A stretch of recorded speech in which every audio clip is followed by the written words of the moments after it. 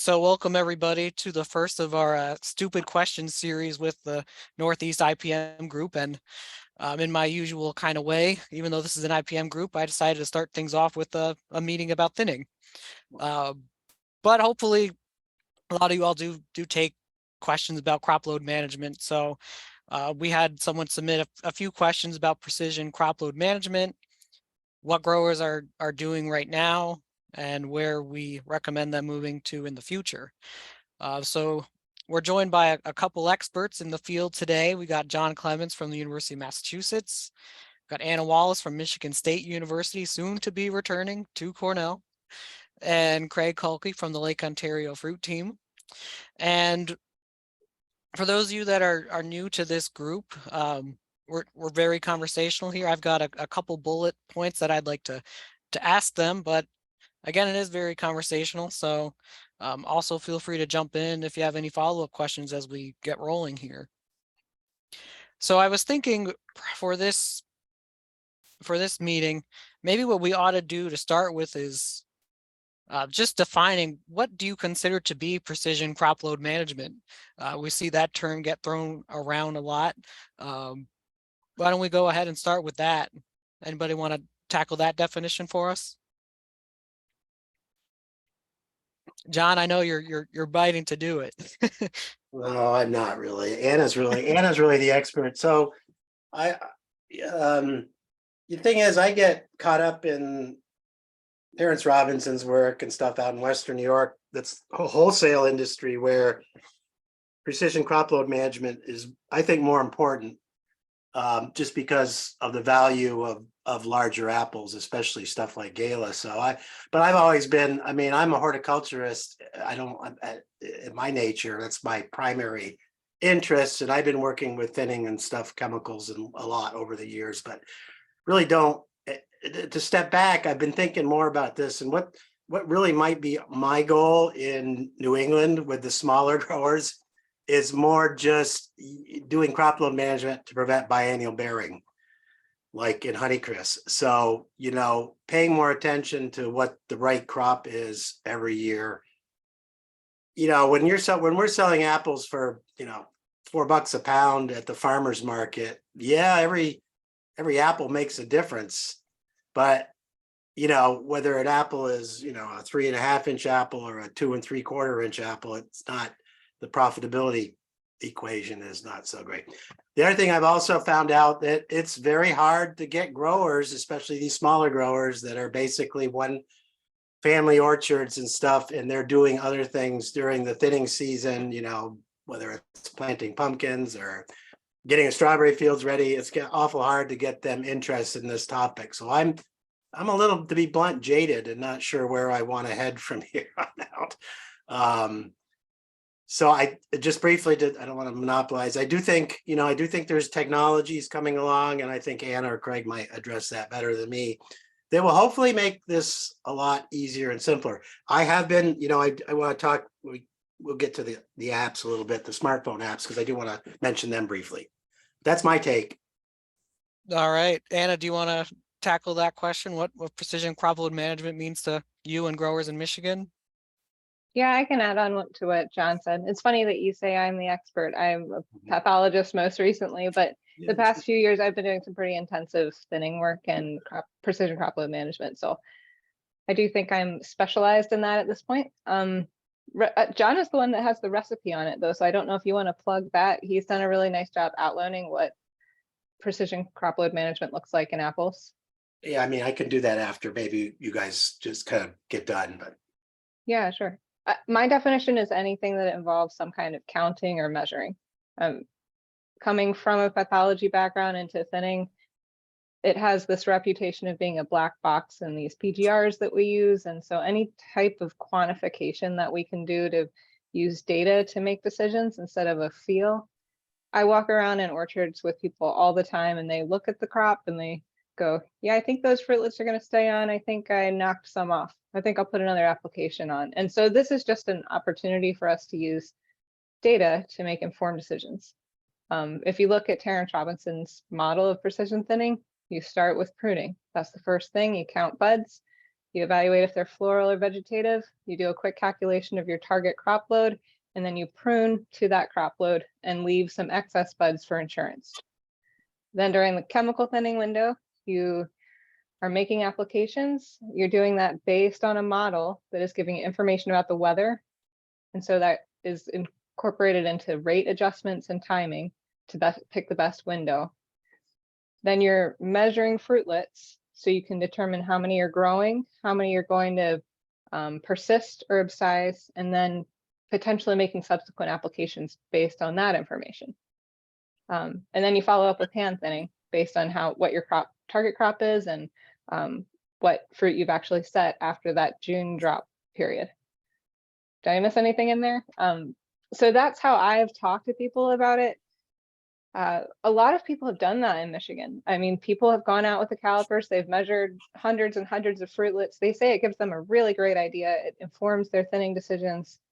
It just takes too much time. Even the people that have the biggest orchards and the most resources, they did it for a few years, got a feel for it, and now they just do walkthroughs of their orchard most of the time and make an eyeball decision. So I'm really excited about all of the computer vision technologies and things like that you're basically going to scan the canopy with your smartphone and it's going to do all these measurements and calculations for you. That's what I see in the future. And that's what I'm telling the growers that I'm working with. Okay, thanks, Anna.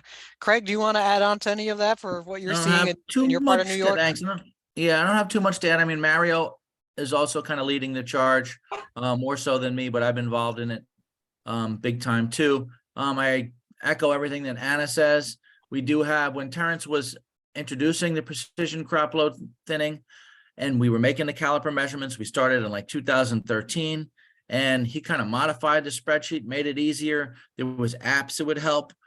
You could make measurements and shout the measurements in the app and the app would capture it and they would upload it into an Excel spreadsheet and that would make things easier. We had some more progressive farms would dedicate 2 or 4 employees to go around and pick these high value blocks, usually Honeycrisp, Gala, and Fuji and club varieties, and do the measurements and follow them through. But they will tell you, like I think Anna alluded to, we're just too busy. They're just too busy during that window, and the tediousness of it. That's why where I'm excited about this technology too. And you usually pick 5 trees from a block. We have a lot of blocks with a lot of variability. So if you're not picking the right 5 trees, you could be way off in your calculations. But it really is all about getting your target fruit load and fruit size to get the best returns. We can't make much money producing small galas. So if a grower doesn't thin enough, he's going to lose. He's going to leave a lot of money on the table, as Terrence would say, not getting that target size. Like John alluded to, biennial bearing is also super, super important on Honeycrisp and Fuji. So yeah, the technology, whether it be the smartphone cameras or these super sensitive sensors with the cameras on them, taking a gazillion pictures on ATVs or drone technology, we're really excited to help advance this and to help growers make decisions, because there's a lot of companies now that are trying to market things and they're not quite there because, they're startup companies and they need money to keep going. And so they're sometimes offering services that they really don't have the kinks worked out yet. So we're kind of here to sort that all out with Yu Yang at Cornell Agritech. Okay, great. Thanks, Craig. So I think you all kind of touched on it to an extent now, but maybe we can do a little bit of a deeper dive. What are the tools that are currently available to growers to use to do precision crop load management? And from your kind of personal stance, how useful are they currently? And I think what someone else had asked was, what kind of buy-in have you seen from your growers at this point with those tools? I'd be curious to know. And I'll also give my answer once I've heard from all of you for my region. Maybe we'll just work our way back around again, John. Yeah, we can. You want to start off with that? Yeah, and I'm going to put a bunch of links into various publications and fact sheets I've developed in the chat after sometime when I get done here. But we used to have, well, Phil Schwalier developed a spreadsheet based on Dwayne's fruit growth rate model that was an Excel spreadsheet. And, you know, you kind of follow the protocol. There was a little wishy-washy how many clusters you would measure and how many trees you would use. Tree numbers were typically around 7, and then 15 clusters per tree, so about 75 clusters. And there was some directions. Phil did a really great job, and it's still on the MSU website, and you can still download that spreadsheet. One of the issues with the Schwalier method is you had to, within a cluster, had to number all the individual fruits 1 through 5 or 6 and follow those through. Terrence decided briefly at some point in time, well, you don't have to number the fruits because chances are the fruit that you measured, and we're talking about the fruit growth rate model, maybe let somebody else talk about precision pruning. Didn't have to do that, and he developed a new spreadsheet that just sorted the fruits largest to smallest, the assumption being the largest fruit when you measured this time would also be the largest fruit you measured, so you could get the growth rate. I think it threw some error into it. Then Pollyanna and Jamais, when they were postdocs at Cornell, got some funding, I guess, from NYDR, whatever it's called, you know what I'm saying. And they developed an app, or worked on with an app developer, and we decided to call it MaluSim, which is kind of for malice simulation or whatever. It's a little bit of a Swiss Army knife because it does the fruit growth rate model, but it also does the carbohydrate, whatever you want to call it, thinning model and an irrigation model. But it's an app you can use on your smartphone, your iPhone or Android. You can set it up to do the counts and measurements of the fruit growth rate model, and I'm not going to get into details. It actually had voice input so that you could enter the measurements. If you were measuring fruitlets by yourself, you could yell into the phone, like Craig said. Did you say yell into it? Yeah, pretty much would have to for it to pick you up. Yeah. Anyways, and it would do all the calculations for you and give you, you know, the percent fruit setting and the number fruit setting. The same thing the Schwalier spreadsheet did. So that's pretty cool. So I worked with that a number of years. It got buggy over time because there was no support for it. It does have a web interface. So they sync together 100%. You have to set up an account. There's virtually no support if you get stuck or something bad happens. Like if you forget your username and password, you're probably out to lunch, out of luck, so to speak. So I worked with that a number of years, and you know, it works pretty good. I recommend it. It's free. Then the Ferry brothers up in Ontario have developed a new app called the fruit growth rate model, which is a little simplified compared to MaluSim. So I try to get growers, I say, well, if you're going to do this, use one of those 2 apps.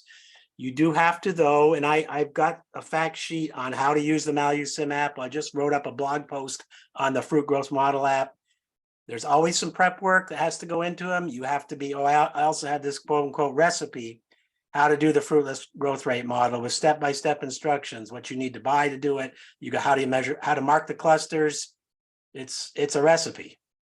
If you follow the recipe, put the numbers into the spreadsheet or the app or whatever, you can do precision chemical thinning. And that helps you, you know, you're supposed to put your chemical thinner applications on it. It kind of tells you the result, whether you need to know more thinning or not. Grower adoption in Massachusetts has been weak. I mean, I've talked about it at meetings. I've demoed it at meetings. Dwayne Green has espoused a much simpler method. He says, just go out and mark like 10 clusters and do the measurements, and that'll tell you a lot in itself in a lot less time. One big limitation is we've got a lot of different varieties, different blocks. I mean, you can't just do it on Macintosh and expect it to get the same results for Honeycrisp. You have to do every variety by block. It's very time consuming. So I too just started last year working with some of the more advanced smartphone type technologies that will do this for you automatically.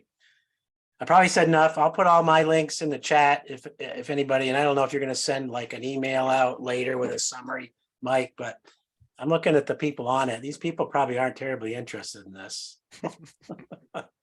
But anyways, I'm going to shut up.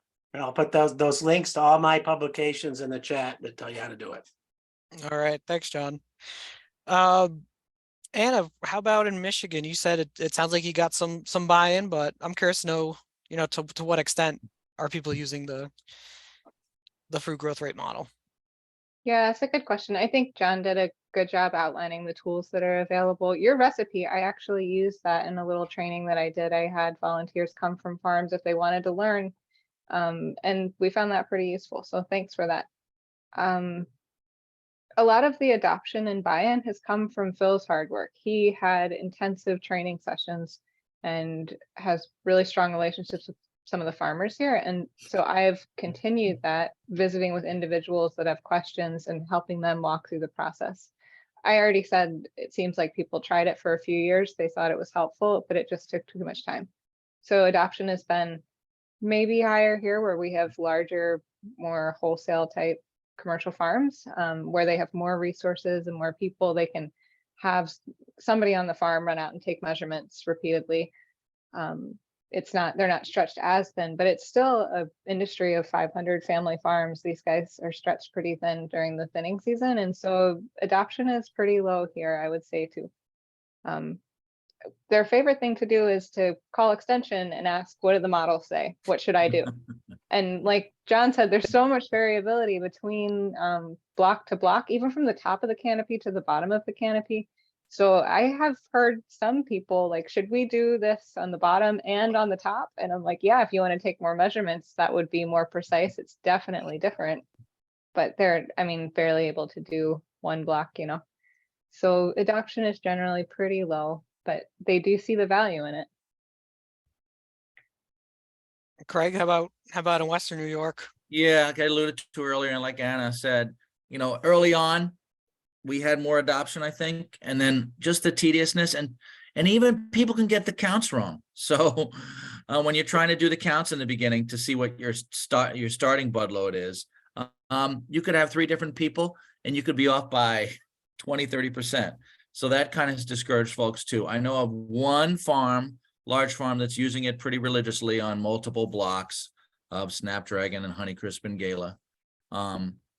And I think they're happy with it. I think more they use, like Anna said, they're asking us, but they'll look at the carbohydrate model and they'll look at the deficits and they'll listen and they'll plug in their weather station and see if they're in a deficit, and they'll use that more in thinning decisions and look at their cluster counts, not cluster counts, but they'll look at their fruitlets and try to kind of combine a lot of art and a little bit of science. So that's why we really think the technology is going to really, really, really help with this and get way more people to adopt. Okay. Yeah, I'd say, from the Champlain Valley perspective, I think my growers are pretty much all in line with what you all are seeing. They see the value in it. They would love for me to go out and measure every block for them, but they don't have the time to do it themselves, and I certainly don't blame them. The current model does take a lot of time to do the measurements. As far as the phone app goes, I definitely tried using the voice recognition, and then halfway through the block, it just fried my phone and I lost all the data. So I had to measure everything twice when I was on the 5th and final tree. So never again. I take it all by pen and paper now. And for the couple of growers that do still do it, I recommend they do the same. Just out of that, you only need to do that once to feel completely burned by it. For sure. So I'd say a couple people have tried it up by me. One person still does it on their own and will send me his data, and I'll run it through the web-based version for him. But that's really the only person I know that's still using it. And I do a couple blocks here and there, but of course that only gets you so far. It's not particularly representative. I think to Craig's point, some of the other precision tools that are out there, certainly like the carbohydrate balance model, that seems to be very popular. That's got a lot of buy-in in our area. I think a lot of people are looking at that pretty closely to see where the carbohydrate status is and to adjust their material load based off of that. And are you pretty all confident with that too, that most people are checking that before they go out and put a thinner on at this point? What do you think, Anna, in your area? I think most is a strong statement. I don't think everyone is doing it. Some people are stretched pretty thin, like we've talked about, but I think by and large, people appreciate the utility of that model and it's simple enough to use. So I think there's a lot of buy-in there. Okay. Win Kogel here. I would say all my growers that I work with use the carb model online. Awesome. And we do a weekly meeting during the season, so I'm reporting on what the carbohydrate status is for all the weather stations in my region. So maybe they aren't directly using the model themselves, but everyone is using the output of that model to influence their thinning decisions. Yeah. Sure. Yeah, we report, and Mario reports that in our fruit facts kind of email communications, just kind of summarizing the region. But I think more, we encourage growers more. We have a lot of newer stations in our network in Western New York on orchards. So we encourage them to get more specific. Don't know if they do. And while we have you here, thanks for hopping on. What's your experience been with the fruit growth rate model? A lot of growers in your area using it? Oh, no, they don't want to measure fruit for, whatever reason. So I I don't always, blame them. they would like it if it was automated. I actually had one grower that had a relative that knew how to do some coding work. So we were trying to use an iPhone to do it, but that was 5 years ago, pre all these other companies kind of doing that.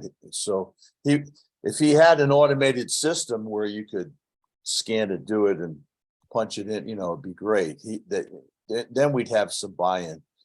But I had the same trouble with I wasn't even using the voice. I was manually entered in on the cell phone, and somewhere in between the signal lost and boom, all the data's gone. So when you got to measure it twice, I totally agree with you. That's the last time you're going to have another person.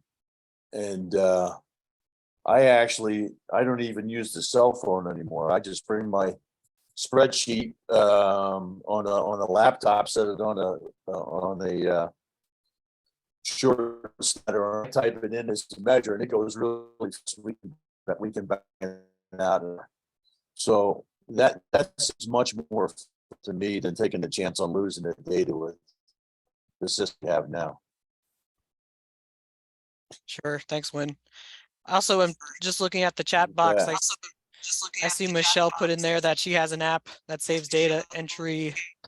After every entry, we have to export the data to enter into the fruit growth rate model. Only for iPhone, but it's how we record all of our data.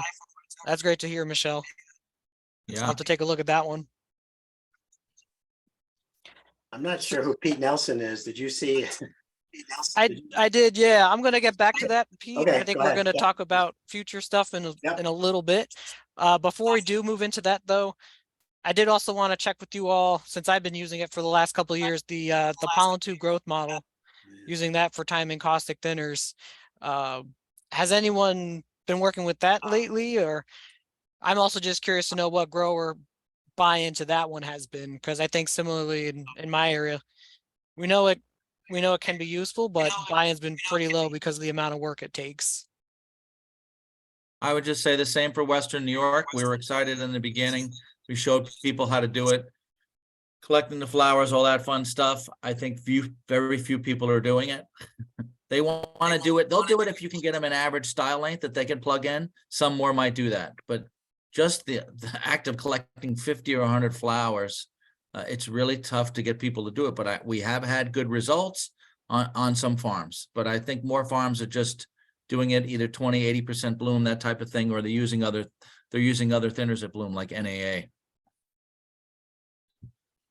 We did a little work here in Michigan this year. It was sort of a perfect scenario because last year we had a really light bloom in Honeycrisp. And so people were anticipating a really heavy bloom. They knew it was going to be really important to thin early to make sure they had the best chance at return bloom for 2023. So I started talking about the pollen tube growth model and bloom thinning early. People that had extra resources did a little bit of this. We had a big snowball bloom and a lot of Honeycrisp blocks. We didn't have any frost events, which is unheard of in Michigan. That's the main reason there isn't buy-in, because they assume they're going to get some early thinning with a frost event. And 2 years ago, we had like 15 frost events. So we had that. And that's two extreme situations. So usually it's somewhere in between there. But this year we had, I should say last season, we had no frost events. We had a big snowball bloom. So they knew they needed to do some of their own early thinning.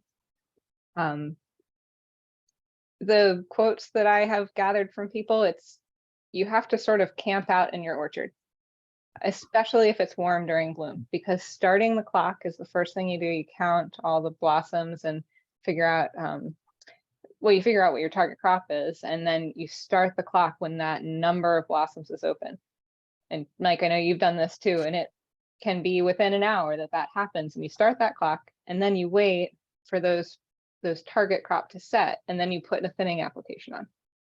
So in a year that's average, that can take a few days, typically a couple days, what Phil Schwalier has told me, 48 hours.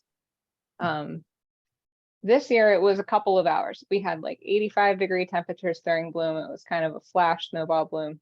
So it was within 24 hours that we were making that application. So people really had to camp out and make those decisions. I agree, it's a lot of work to do all of those measurements for the style length. You know, people that you want to just get them to try it and see how it goes. Phil's approach, which I kind of like, is been to just give them a couple averages to test out. So you don't have to go out and measure them all, just assume about 10 millimeters and just plug that in and see how it goes. Measure a couple, see if that's pretty close. I don't think that's the right way to do it, but if you're trying to get adoption, giving them anything to just get them started. I had a couple people try it this year that wouldn't have otherwise, because I said, okay, you don't have time, just put in 10 millimeters. And they were happy. The people that did bloom thinning here this year are the only people that were happy with their thinning in Honeycrisp, because they needed to do some early thinning. We thought we overthinned in a couple places, and those are the only places where we had even close to our target crop. Everything was way over this year.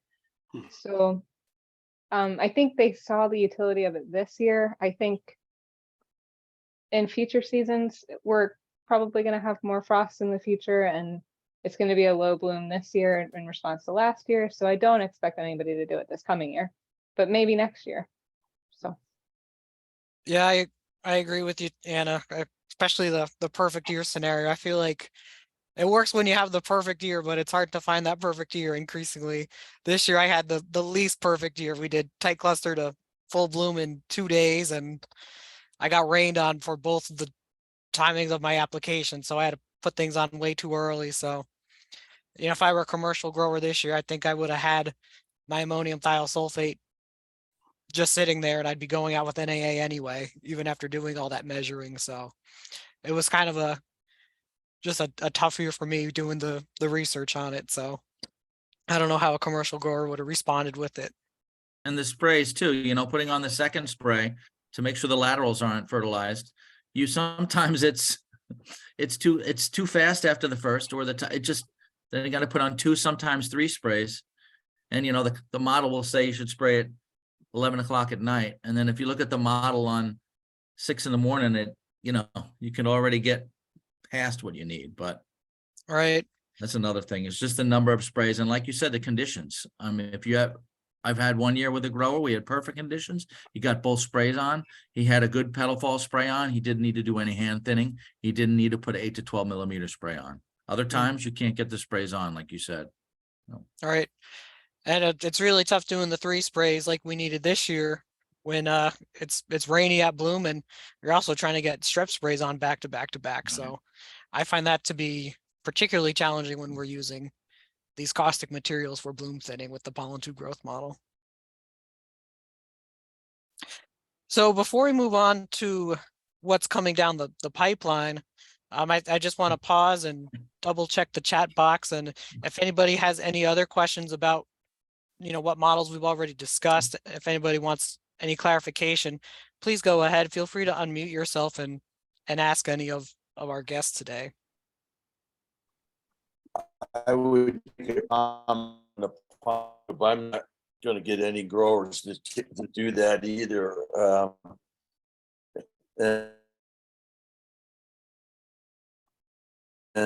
working with there's probably more like 7 or 8. And especially on Honeycrisp, because we know we make next year's flower buds earlier. You know, they're pretty much done by 40 days after bloom. So if we need to thin, bloom thinning, come back at petal fall with another shot of NAA at 7. And most of the time with the growers I've worked with, that does the trick. I rarely need to come back at an 12. So I just it seems to be more uniform than trying to use a caustic thinner, at bloom. So when you have something that works, you kind of stick with it. That's kind of where I'm at. Sure, yeah, I agree with you, Win. And with the past 3 years of trials I've been doing, certainly for Gala, I mean, it seems like NAA works just as nicely as the ATSN for a lot less work at bloom. So I'm recommending that for sure. My verdict's still out for Honeycrisp because last year with lime sulfur, I had 30% more return bloom with it compared to NAA. But I'd like to see that for a second year in a row before I stick with that. So we'll see. Let's see. So we had a question from Michelle. How many growers use the carbohydrate model to adjust their rates? From my region, Western New York, it's tough to tell. You know, we talk to people and they say they're using it. How many use it?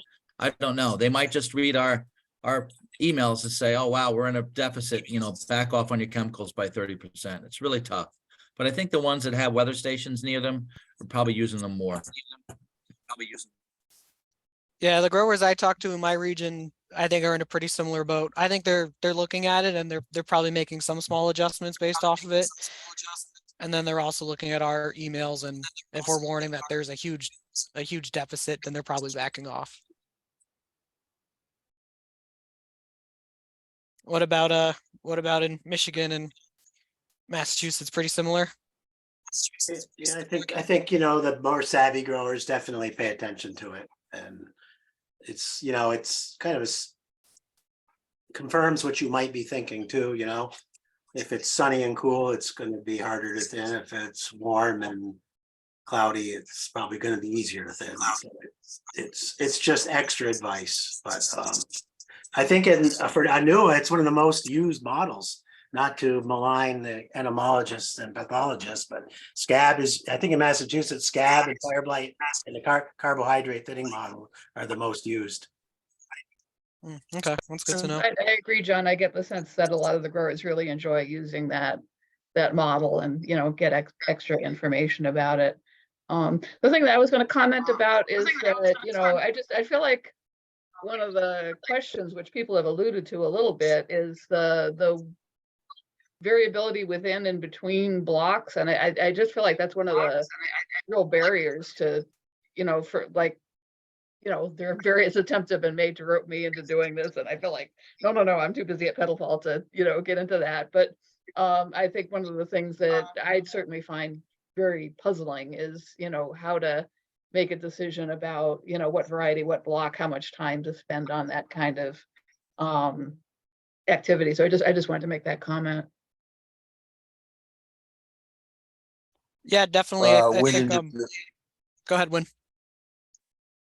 I was just going to say I'm on the private side too now, and so most of the growers work with, that's the primary reason they, I think you're freezing up a little bit, Win. Maybe try turning your video off. That might help with your bandwidth a little bit. I can do that if I'm losing bandwidth.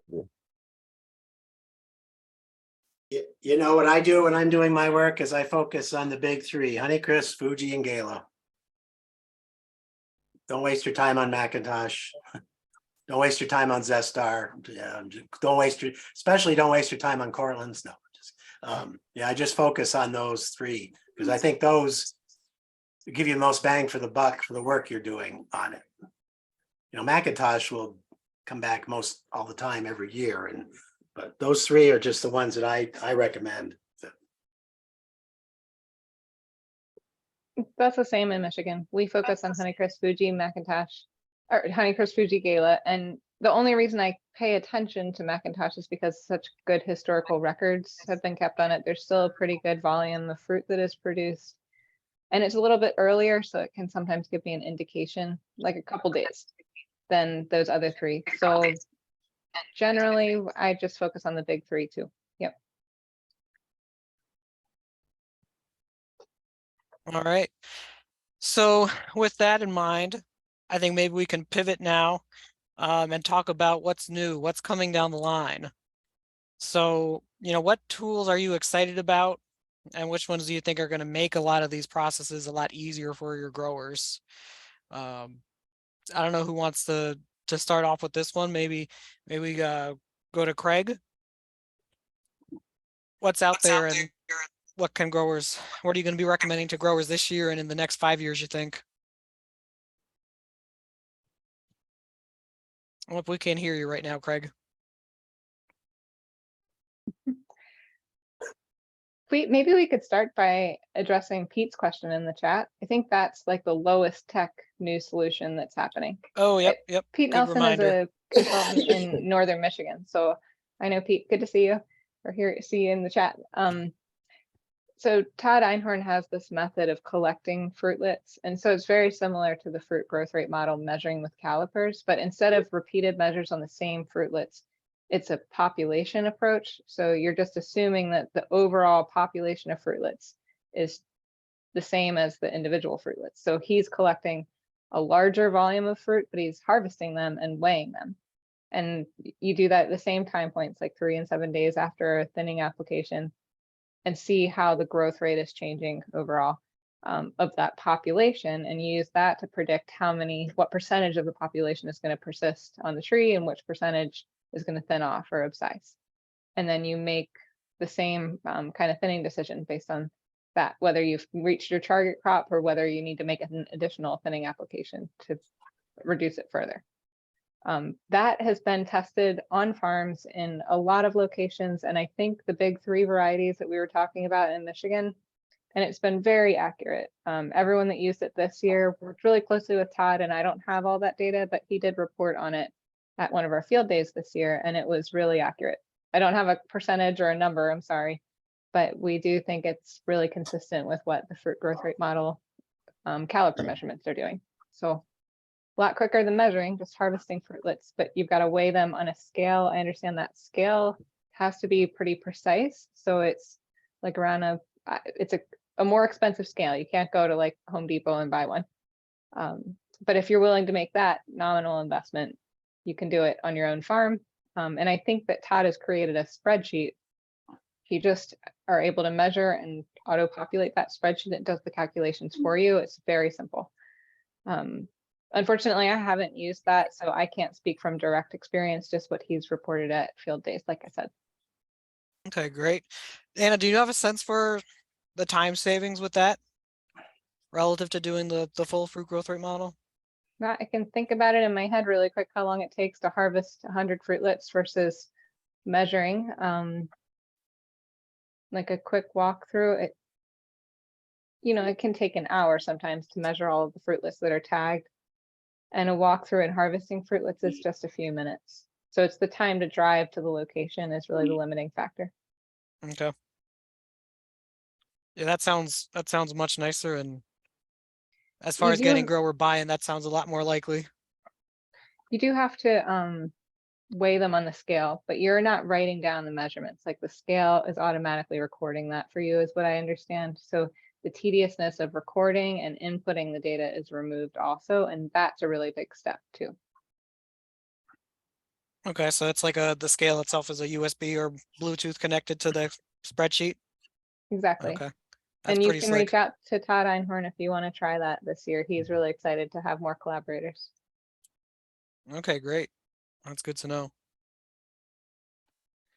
So I think there was a paper just following up on that.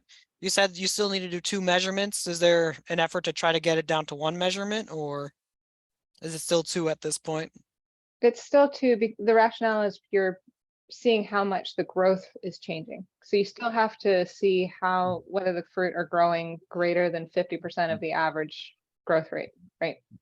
So if they're growing really rapidly, we know they're going to stay on the tree. If they're growing really slowly or not growing, we know the tree has stopped putting resources into those fruit and they're going to fall off. So you need 2 data points to make that growth rate determination. Okay. And Craig and John, have you tried that in your areas yet, or is this still kind of No, out of Todd and still brand new, Michigan. I think, Michigan, yeah. okay? Todd's supposed to give me the recipe or write up instructions that we can put on the Pac-Man website that'll give you all the details.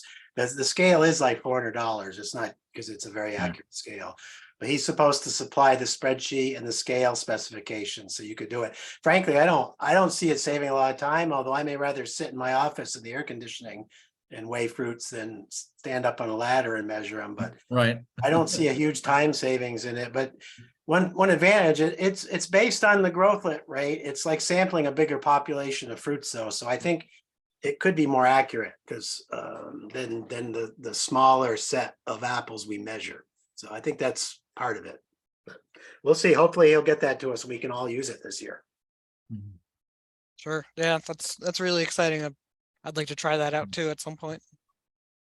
I would counter your time saving because with the the caliper measurements, first you've got to go mark your plots, tag all those clusters, like write the True. number of the cluster. You've got to Yeah. find them again. And Yep. my technician many times could not find the darn flags and the Yeah. right numbers and then put them in the right order. So just being able to walk through and collect fruitlets, Yeah, it's true. I think it agree. would save Yeah, time. no, I agree with you. I those are pinch points for me too. So I hear you. That would be, it should It be. still is a time investment though. And invariably with the fruit growth rate model, you end up accidentally ripping off a cluster and then you lose that data point anyway halfway through. So not that anyone here has ever done that except me, I'm sure. How much time I spent looking for one at times, and I get frustrated and just go on to the next one. And then anyway, I was going to say something about Todd's method too, and I think he's adjusted the rationale behind the fruitlet growth rate model too, so his calculations may actually be a little better than Okay. what Dwayne Green's initial kind of calculations came up with. I won't go into details, but I think he did that. Okay. So with that method, we're still going out and doing some measuring, a lot less. How far away are we now from fully automated? Now that we're down to our last 15 minutes here. Where are the tech companies at with being able to scan our fields and tell us the exact size of each apple and give us those measurements without us having to step foot outside? What do you think, Craig? I mean, Anna really has worked more with some folks like Farm Vision, but I mean, I think the rubber's really going to start to hit the road this season. I mean, I wrote down 8 companies that we featured in our meetups of the last month, and each company had like 15 minutes to demonstrate what they're doing and what their plans are for the season. We already have some of these companies are contracting with growers to do trials. We are going to be working with some of these companies, probably 3 or 4 of them. But as far as accuracy and out of the box, ready to go, I'll leave that to Anna and John because I don't. I think it's tough to predict, right? Mm-hmm. Anna wrote the book on it. Well, we have an article in the Fruit Quarterly talking about our early work that's going to be in the next edition of that. So you can read a little bit in more detail some of the specific blocks that we measured. Yeah, they're all like very new technologies. The idea, we talked about it, you scan with a smartphone and it's doing the same kind of measurements supposedly. I've talked to many of the companies trying to help them understand the fruit growth rate model and develop their occlusion model. So what they're doing is they're measuring all the visible fruitlets, and then they're also predicting how many fruitlets they missed on the canopy and adding that to the population that they're measuring. And so I think the models are only as good as those occlusion models. So the output that they're giving you. I really think that that's the limiting factor. I think they can see the fruit on the tree, like the green fruitlets, and I think they can see the fruit leading up to harvest. It's how many, and they can measure them pretty accurately. 4 millimeters is pretty challenging, but They're getting closer. We found it was a little bit more accurate with larger fruit size. But those occlusion models are really one of the bottlenecks. And they're really different for different systems, whether it's a 2-dimensional system or 3-dimensional system, or what variety, how the sunlight is. So different companies have different approaches to getting good data and creating good models. We ground truthed. Farm Vision is the one that Craig mentioned. They're now called Palmetto. So that happened in the past month, I think, or 2. So the whole landscape of this industry is changing really fast. And I think every year we're going to see big changes. So maybe just hang on for the ride a little bit and check in regularly on what the big players are. I think there are going to continue to be efforts to ground truth all of these technologies. I know that Yu Zhang at Cornell has a big initiative that he's creating called Data that is going to look at these individual technologies and sort of ground truth them, sort of like an efficacy fungicide trial or something. Right. But in addition to that, he's also interested in like cultivating more of an ecosystem of supporting the technologies, getting more grower input and industry input, and investing to make sure that we can support these technologies. That's going to be an important piece. So I do think it's going to be wildly successful. We just need a couple more years to ground truth them. And Anna, just to follow up on that, in terms of ground truthing, how much is currently required for the companies? And I mean, do you feel like it's going to be a level that growers are going to be willing to do? It's a good question. They're still also working on their business models. I think different companies have different approaches for the services that they're offering, whether the customer owns the data, how the data is collected, if that's collected with a smartphone app, or if it's collected with a drone that has to be purchased, or if it's a tractor or ATV mounted equipment that's expensive or rented, or there are all different kinds of hardware, and then the software, the algorithms that are behind the scenes, and the dashboards and data management. So it gets really complicated, and everyone seems to have their own way of managing that and delivering the product. So I'm sorry, I really can't answer that at all for you. That's all right. I know we're still kind of still in the Wild West and these kinds of things still. I think they understand it has to be an affordable technology if they're going to get buy-in. So right now, a lot of people are doing demos still. Yeah. So I would take advantage of that if people are at that level and interested. Okay. And I know, this is a closed group, so as far as companies that are willing to do demos in the Northeast, do you have like a short list that you could share with us, or maybe send out to the group later? John, you can talk about this too, maybe, but we just interviewed a bunch of them for our Pac-Man briefings. And I think any of those companies are interested in having a footprint in the United States, and so would be willing to have a conversation. Yeah, just put the link into the playlist of that. Not everybody here is going to be interested in watching all of those. Jason, you might be, but I think most of the players that we know about talk about their products. So you could look at those and see they're all individually short, like 10 or 15 minutes. See what you think might work best on yours. And I'm not, they're looking for money now too. They're at a point where they got to pay payroll. So I'm just thinking out loud here that, yeah, maybe, but I think they'd also like you to write a check or a credit card to work with them at this point. And some of them are going to go away. 1 or 2 might be successful. It'll be interesting to see where that all shakes out. Like Craig, I think you said it's the Wild West right now of that thing. And like, I'm looking at 8 of the companies that I came up with. 5 of them are in the United States, 1's in Canada, 1's in England, and 1's in Spain. So. Yep. Yeah, I think it's going to be 2, 3, 4 years before there's a clear path forward on this stuff. Okay. But it's coming. The other thing to keep, think about, it's going to work best on very 2-dimensional type canopies, because they'll constantly say, well, if we can't see it, other than the occlusion thing, but that gets a little bit, if we can't see it, if we can see it, we can tell you how big it is, et cetera, et cetera. But if you can't see it, all bets are off the table. So these are really, these technologies I think are best for very, specific tall spindle type two-dimensional I canopies. agree. Big Yep. growers are headed in that direction. Okay. So it sounds like we're still probably 3 or so years out, you think?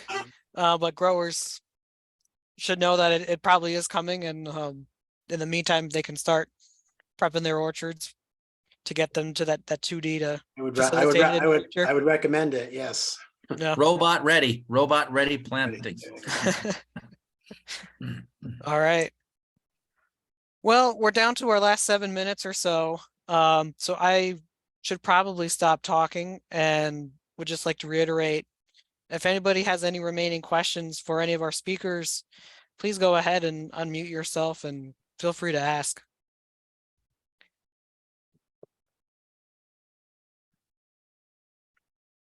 I'm also looking through the chat box. Jason had mentioned Munchkoff has an all-in-one prescription mapping sprayer, matching bloom to application on a single sprayer. And HOL is working on this too. And then Swarm is working on a scan then spray system. I mean, that's the other thing. If you can't have some actionable recommendations and maybe something to go along with that, doesn't do a lot for you. So I think, yes, some companies are moving as a complete solution. Yeah, we image the fruits, we tell you what's happening, and then we sell you the sprayer or the equipment to go along with it to implement that recommendation.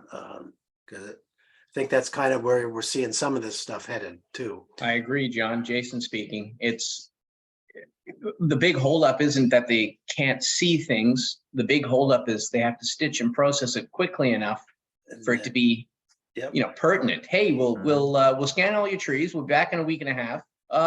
That's a bit late, thanks. So alternative 2, and I've seen this in New Zealand. I'll drive like a bat out of hell with a 4-wheeler covered in LiDAR. You give me a day full of coffee and regret, and I will give you a prescription map. But can your sprayer actually read it and respond to it? That's Good question. Can the sprayer get through in time? If the scanning isn't the limiting step, maybe the application is. Is it still valid by the time your guys get to it? So that's a holdup. And the winner is, we'll put the sensors on the tractor, and by the time the spray head gets there, it's doing its thing. But we are just not there. Like the heat that would come off a computer covered in radiators that was smart enough to stitch that together, we just don't have it. You'd end up with baked apple instead of sprayed apple. So, what we're facing here is, we know there's a need. We sure as hell know that the demand will pay. Just someone who's over thinned, who would wish they had their time back or sends guys out to do hand thinning. There's huge money in this. So that's a lot of incentive for the technology to grow and thrive. We just need the processing power. It's not even the imaging, as you say. If it's a 2-dimensional fruiting wall and the models are there for that planting architecture and that variety of apple, we can do that. We just need it to be clever enough to say what it's seeing to a nozzle.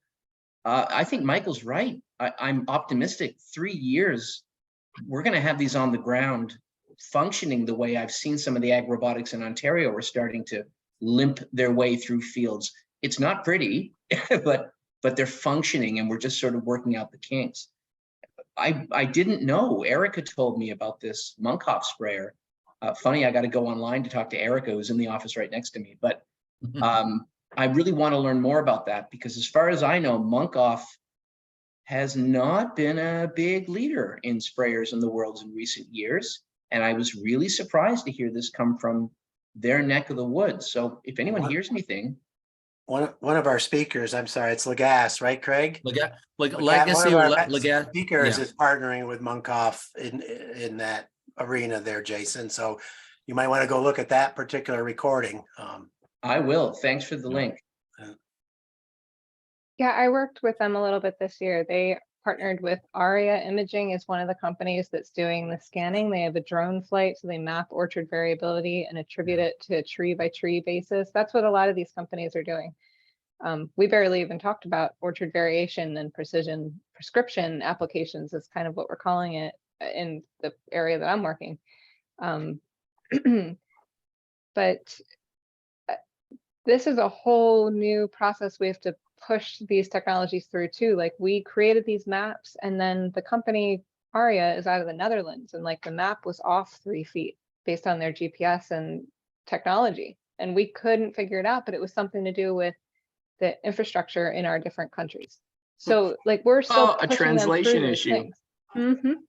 And so I don't have the expertise to understand exactly what was happening, but I was able to communicate what we needed to happen and work with the sprayers. And so we do have a grower with a Munkoff sprayer here, and we worked through that. And so we have video of them turning on and off, and we walked this orchard and felt like the accuracy of those maps was very high. We on a tree by tree basis. So it's exciting. And the sprayer was working accordingly. Now, if you have any drift at all, I lose confidence really quickly in how accurate that's going to be with spraying. But it's coming for sure. And yeah, it's been fun to work with. That's amazing. I did not know we were that close. I didn't know. Being worked on. How long is it going to take for a grower to break one of those sprayers or screw it up?